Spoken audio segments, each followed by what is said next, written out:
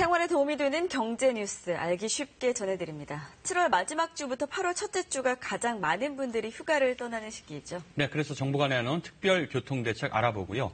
다양한 휴가 관련 정보 알아보겠습니다. 자, 경제부 지영철 기자 나와 있습니다. 자, 지 기자, 휴가 계획 세웠어요? 이 앵커는 휴가 다녀오셨습니까? 저는 8월 중순에 생각하고 있는데. 저는 이번에 국내 여행을 생각 중인데요. 네. 한창 더울 때보다는 좀 사람들이 많이 몰리는 시기인데 좀 피할 생각이에요. 네. 그래서 알아봤습니다. 휴가를 가장 많이 떠나는 시기가 이달 29일부터 다음 달 4일까지라고 해요. 네. 고속도로 이용도 늘겠죠. 정부가 특별 교통대책을 내놨습니다. 김현경 기자의 보도 보시죠. 한국교통연구원이 전국 5천 가구를 대상으로 전화 설문조사를 한 결과 전체 휴가객의 38%가 오는 29일부터 다음 달 4일 사이에 휴가를 떠날 걸로 예측됐습니다. 예상 휴가지론 동해안권이 28%, 남해안권 20%, 서해안권 10%, 제주권 9% 순이었습니다. 이에 따라 고속도로를 이용해 출발할 경우 하행선은 오는 29일이, 상행선은 다음 달 1일이 가장 혼잡할 것으로 예상됩니다.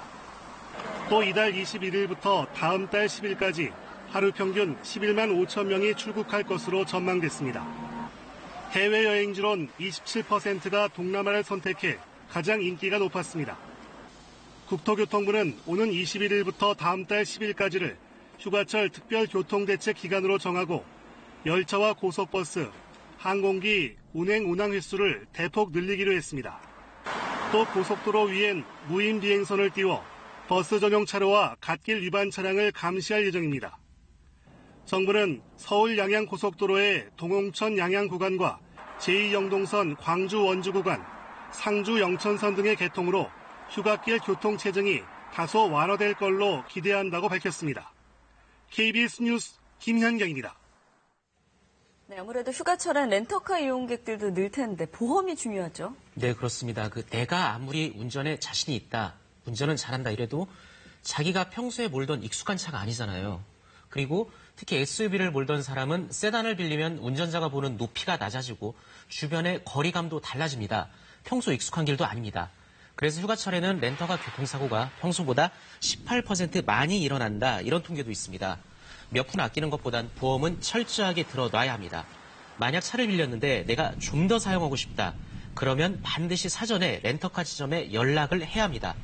사전 동의나 계약 연장을 하지 않은 채로 원래 계약한 시간 이후에 차를 몰다 사고가 났다, 그러면 보상이나 보험 면책 등을 받지 못합니다. 그리고 또 주의하실 점이 빌리는 차 어떤 기름 넣는지 염두에 두셔야 합니다. 만약 평소 몰던 차와 다른 유종의 차를 빌렸는데 주유소에서 늘 하던 것처럼 그냥 습관적으로 기름 넣었다, 이러면 혼유로 차 부상납니다. 네. 요즘엔 스마트폰을 이용해서 간단하게 차를 빌려 쓸 수 있는 카쉐어링이 굉장히 많이 보급돼 있잖아요. 네. 주의할 점이 있다면서요. 카쉐어링은 업체 직원을 거치지 않고 바로 차를 인수하잖아요. 네. 그런데 일단 인수를 한 다음에 결함이 발견이 되면 업체 측과 이게 원래 있던 건지 아니면 운전자 과실인지 복잡하게 따져야 합니다. 때문에 차 인수할 때는 차량 정면, 측면뿐만 아니라 하부 사이드미러까지 긁힘, 사고 흔적이 없는지 꼼꼼히 체크해야 합니다. 타이어 상태, 와이퍼나 비상등이 잘 작동하는지도 살펴야 하고, 이게 좀 미심쩍다 하면 반드시 사진까지 찍어놔야 합니다. 네. 그런데 이런 소식에 달갑지 않은 분들도 계실 거예요. 네. 휴가를 가고 싶어도 못 가시는 분들도 계시잖아요. 네, 안타깝게도 그렇습니다. 문화체육관광부가 근로자 1,000명을 대상으로 조사를 했어요. 우리나라 근로자들 1년에 휴가 며칠이나 쓸 것 같습니까? 글쎄요. 엿새가 한 일주일 쓰나요? 네. 예. 비슷한데요. 예. 사용률로 따져보자면 절반이 채 안 됩니다. 임금 근로자의 연차휴가 부여일수는 평균 15.1일, 그런데 사용일수는 평균 7.9일입니다. 휴가 사용률 52.3%에 불과하죠. 경제협력개발기구 OECD 주요국의 평균 휴가일수가 20.6일, 휴가 사용률이 70% 이상인 것과 비교하면 아주 낮은 겁니다.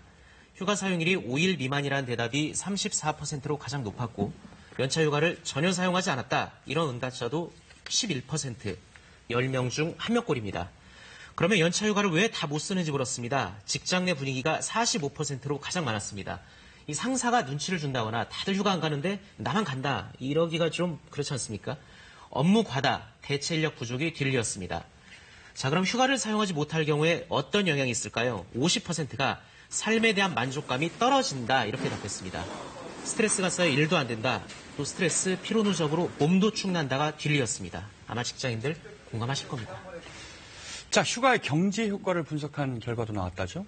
네, 직장인들이 부여된 연차 휴가를 모두 사용한다면 네. 추가 발생하는 생산 유발 효과 무려 29조 3천억 원이라고 해요. 네. 자, 이 금액 소나타 46만 대, 갤럭시 노트4 1670만 개를 생산할 때 경제 효과가 같습니다. 그러니까 휴가 많이 가면 개인에게도 좋고 또 우리 경제에도 좋은 거죠. 네, 지영철 기자 잘 들었습니다. 고맙습니다.